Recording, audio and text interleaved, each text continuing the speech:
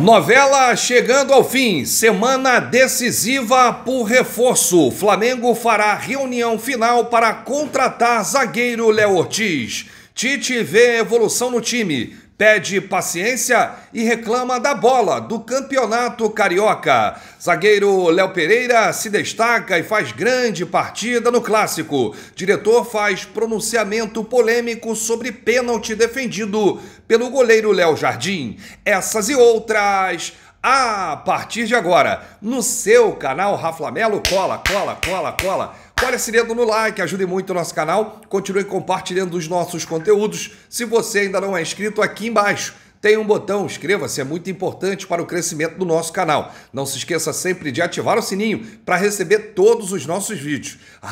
Flanelo 81 nossas redes, vem comigo, assiste até o final, não pule, esquema à parte, porque tem muita informação do rubro-negro mais querido do Brasil e do mundo. Apesar de ter um pênalti a favor, o Flamengo não conseguiu sair do 0-0 com o Vasco ontem no Maracanã. Uma tarde chuvosa de domingo, gramado do Maracanã não estava em boas condições e pela sexta rodada da Taça Guanabara, o Flamengo não conseguiu abrir o placar contra o Vasco. O Tite citou aí, em algumas vezes, a palavra paciência ao comentar sobre o processo da evolução da equipe na entrevista coletiva após esse decepcionante empate em 0-0. Foi um clássico muito morno, muito frio, né? Não é aquele clássico Flamengo e Vasco que a gente está acostumado. A frustração dos rubro-negros foi não só pelo momento ruim que atravessa o rival, mas principalmente pelo fato de ver a vitória escapar por entre os dedos no pênalti perdido por Gabigol nos minutos finais. O Flamengo versão 2024 aparenta estar no caminho certo, está invicto, leva poucos gols e busca o melhor encaixe com o quarteto do meio-campo, Pulgar, Gerson, De La Cruz e Arrascaeta.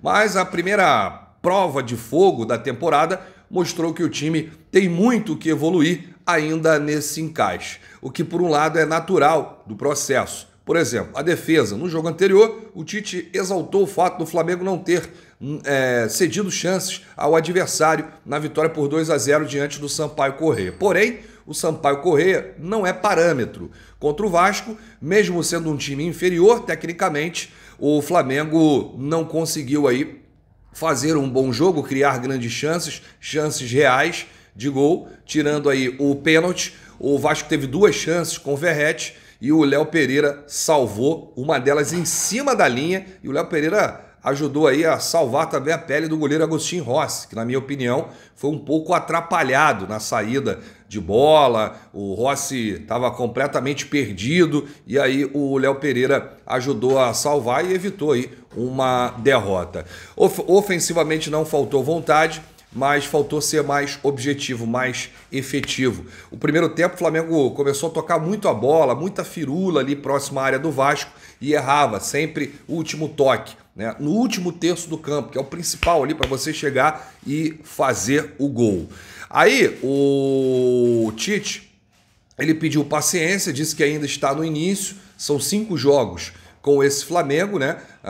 O Flamengo venceu o Audax, aí fez 2 jogos nos Estados Unidos, teve também a vitória contra o Sampaio Corrêa e ontem contra o Vasco foi a 5ª participação dessa equipe, tirando os 2 jogos do Flamengo no Campeonato Carioca com equipes alternativas, 2 empates. Em 5 jogos com o Tite em 2024, o Flamengo deixa o campo pela primeira vez sem estufar as redes do adversário. O empate ainda impediu o time, né, estacionado aí na 6ª colocação com 9 pontos e um jogo a menos, de volta ao G4 do Campeonato Carioca.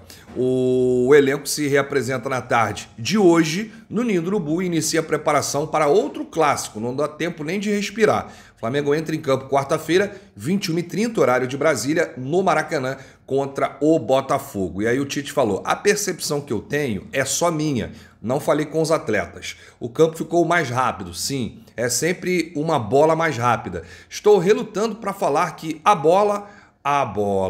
Oxe Maria, é difícil. A qualidade da bola. O problema não é o campo. Às vezes ela varia, traz dificuldade. Falo do finesse. A bola é mais problemática do que o campo. Não acredito que o campo teve influência, na minha opinião. Tá aí o técnico Tite colocando a culpa na bola.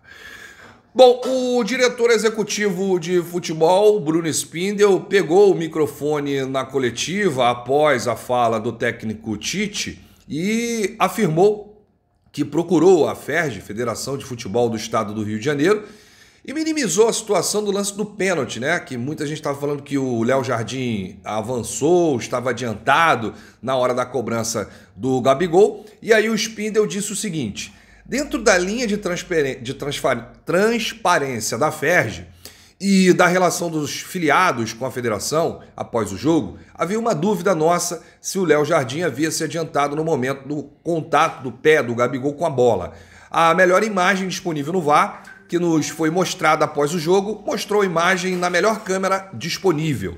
Por essa imagem, não dá para ter uma conclusão. O intuito é esclarecer que fomos até a FERJ, fomos bem recebidos e não tem uma imagem que conclua que o goleiro se adiantou, afirmou aí o Bruno Spindel. Apesar do Bruno ter dito que as imagens não eram conclusivas, depois do jogo, torcedores do Flamengo publicaram nas redes um ângulo de transmissão oficial do clássico. Nessas cenas, o goleiro Léo Jardim aparece sim adiantado e sem os pés na linha antes da batida de Gabigol. Em outras palavras, de acordo com as regras do futebol, a cobrança teria sido irregular. No entanto, após a partida, o próprio Gabigol não comentou sobre a possível infração.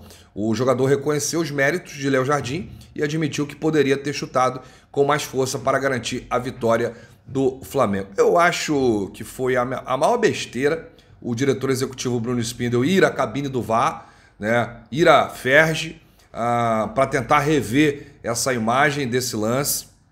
Eu acho que o Gabigol perdeu porque bateu mal, bateu fraco, telegrafou o canto e o Léo Jardim foi lá e defendeu. Não se pode reclamar de um lance isolado, né? Mesmo que tenha acontecido alguma irregularidade do Léo Jardim, o que eu não acho que aconteceu, é lamentar aí a postura do Flamengo diante do clássico, diante de um adversário que vem em construção.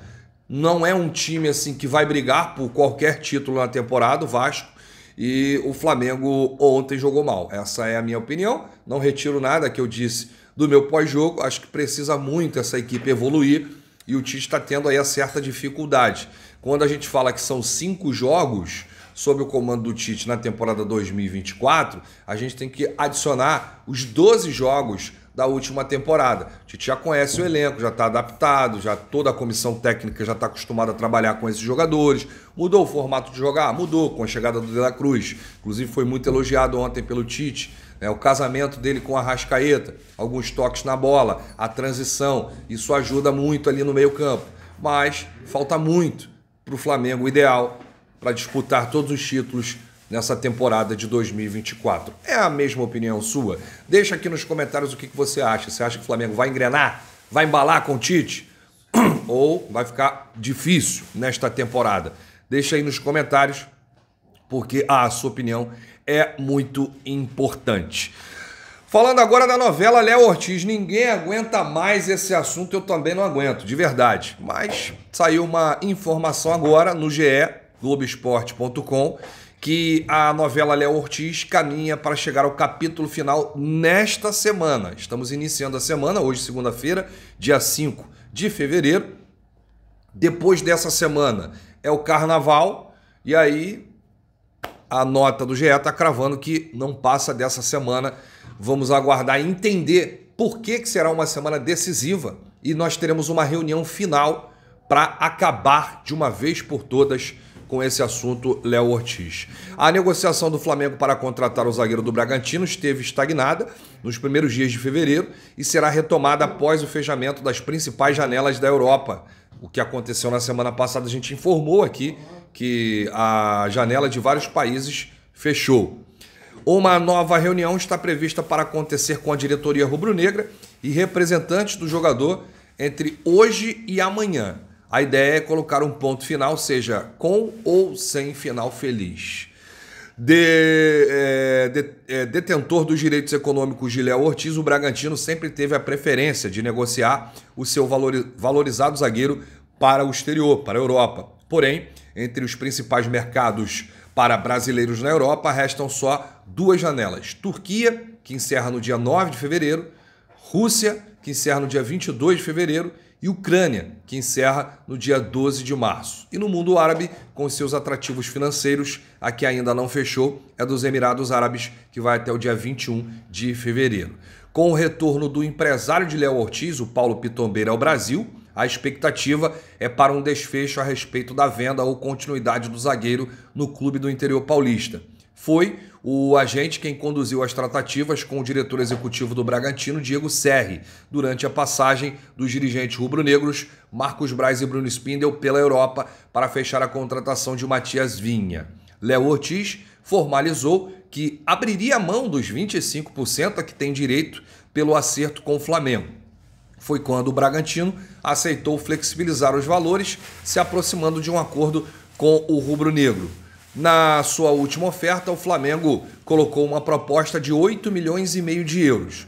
A diferença para o que o Bragantino quer era pequena e a discussão se dava a respeito do formato do pagamento. O nome de Léo Ortiz foi um dos primeiros indicados por Tite no Flamengo e a diretoria rubro-negra, desde o primeiro momento, se posicionou de que não mediria esforços para atendê-lo.